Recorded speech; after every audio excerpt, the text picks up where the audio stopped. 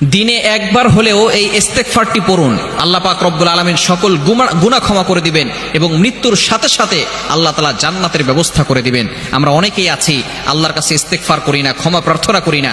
নবীজি সাল্লাল্লাহু আলাইহি ওয়াসাল্লাম দৈনিক, এক রিওয়ায়াতে আছে তিনি 70 বার ইস্তেগফার পড়তেন, অন্য রিওয়ায়াতে আছে নবীজি সাল্লাল্লাহু আলাইহি ওয়াসাল্লাম দৈনিক 100 বার ইস্তেগফার পড়তেন। যেই নবীর আগে পরে সামনে পিছনে কোনো গুনাহ নাই, সেই নবী যদি প্রতিদিন 100 বার ইস্তেগফার পড়তে পারেন, তাহলে আমাদের কি পরিমাণ গুনাহের কাজ আমরা করে থাকি। সকালবেলা ঘুম থেকে উঠেই অনেকে মিথ্যা কথা বলা শুরু করে এবং রাত পর্যন্ত মিথ্যা কথা বলতে থাকে। কতগুলো যে মিথ্যা কথা বলে এবং সত্য কথাগুলো কয়টা বলে একটু নিজেরা চিন্তা করে দেখেন। এজন্য অবশ্যই আমরা বেশি বেশি ইস্তেগফার করা দরকার। নবী সাল্লাল্লাহু আলাইহি ওয়াসাল্লাম জানিয়ে দিয়েছেন, মান লাযিমাল ইস্তিগফার জাআলাল্লাহু লাহু মিন কুল্লি যিকিন মাখরাজা। যে ব্যক্তি ইস্তেগফারের সাথে আঠার মতো লেগে থাকে, তাহলে আল্লাহ পাক রব্বুল আলামিন তাকে সকল ধরনের বিপদ আপদ থেকে, প্রটেক্ট ফ্রম অল অ্যাক্সিডেন্ট, সকল বিপদ আপদ থেকে হেফাজত করে দেন। বলেন সুবহানাল্লাহ। যে ব্যক্তি আঠার মতো ইস্তেগফারের সাথে লেগে থাকে, আপনি আস্তাগফিরুল্লাহ আস্তাগফিরুল্লাহ আস্তাগফিরুল্লাহ এটা পড়বেন, তবে যেই ইস্তেগফারটা আপনি দিনে একবার হলেও পড়বেন সেটা হচ্ছে সাইয়্যিদুল ইস্তেগফার। বুখারী শরীফের হাদিস। সাইয়্যিদুল ইস্তেগফার কে কে পারে দেখি? মাশাআল্লাহ, সাইয়্যিদুল ইস্তেগফারটা শিখবেন। সাইয়্যিদুল ইস্তেগফারটা হচ্ছে আপনাদের বাসার জন্য হোমওয়ার্ক। এখন বর্তমানে অ্যান্ড্রয়েড ফোন আছে, ইন্টারনেটে সার্চ করবেন সাইয়্যিদুল ইস্তেগফার, দেখবেন বাংলা উচ্চারণ সহকারে লেখা আসবে।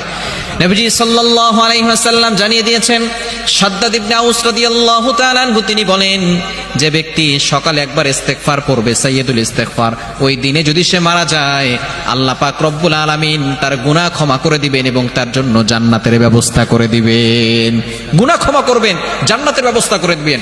আবার যদি কোনো ব্যক্তি রাতেই ইস্তেগফার পড়ে, ওই রাতে যদি সে ব্যক্তি মারা যায়, আল্লাহ পাক রব্বুল আলামিন তার গুনাহ খাতাগুলো ক্ষমা করে দিবেন। শুধু তাই নয়, আল্লাহ পাক রব্বুল আলামিন তার জন্য জান্নাতের ব্যবস্থা করে দিবেন। এজন্য সাইয়্যিদুল ইস্তেগফার পড়ার দরকার আছে না নাই? আল্লাহুম্মা আনতা রাব্বি লা ইলাহা ইল্লা আনতা খলাকতানি ওয়া আনা আবদুকা ওয়া আনা আলা আহদিকা ওয়া ওয়া'দিকা মাসতাতা'তু আউযু বিকা মিন শাররি মা সানা'তু আবুউ লাকা বিনি'মাতিকা আলাইয়া ওয়া আবুউ লাকা বিযামবি ফাগফিরলি ফাইন্নাহু লা ইয়াগফিরুয যুনুবা ইল্লা আনতা। খুবই চমৎকার এখানে কথাগুলো। আল্লাহুম্মা আনতা রব্বি, হে আল্লাহ আপনি আমার রব। আমাদের রব কে?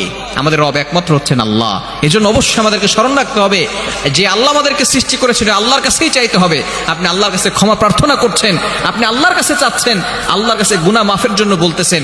এই দোয়া যদি আপনি ফজরের নামাজের পরে পড়েন ইস্তেগফারটি, আল্লাহ পাক রব্বুল আলামিন ওই দিনে মারা গেলে আপনার জন্য সাথে সাথে জান্নাতের ব্যবস্থা করে দিবেন। এমনকি গুনাহ খাতাগুলো ক্ষমা করে দিবেন। গফির লাহু মা তাকাদ্দামা মিন যামবি ওয়াল previous sins will be forgive. এই সমস্ত গুনাহ খাতাগুলো আল্লাহ তাআলা ক্ষমা করে দিবেন। শুধু তাই নয়, এই দোয়া পড়ার পরে যদি আপনি আল্লাহর কাছে কোনো দোয়া করেন, আপনার চাওয়া পাওয়াগুলো আল্লাহ পাক রব্বুল আলামিন পূরণ করে দিবেন। অনেকে আছি দোয়া করছি, দোয়া কবুল হচ্ছে না। অনেকে এরকম আছে না নাই? বলে হুজুর দোয়া করছি, দোয়া কবুল হচ্ছে না। যদি এরকম হয়, তাহলে আপনি সাইয়্যিদুল ইস্তেগফার পড়বেন। ইস্তেগফার পড়ে আপনি আল্লাহর কাছে দোয়া করবেন। ইনশাআল্লাহ দিনে একবার হলেও সাইয়্যিদুল ইস্তেগফার পড়ার চেষ্টা করবেন। এটা মুখস্থ করে নেবেন।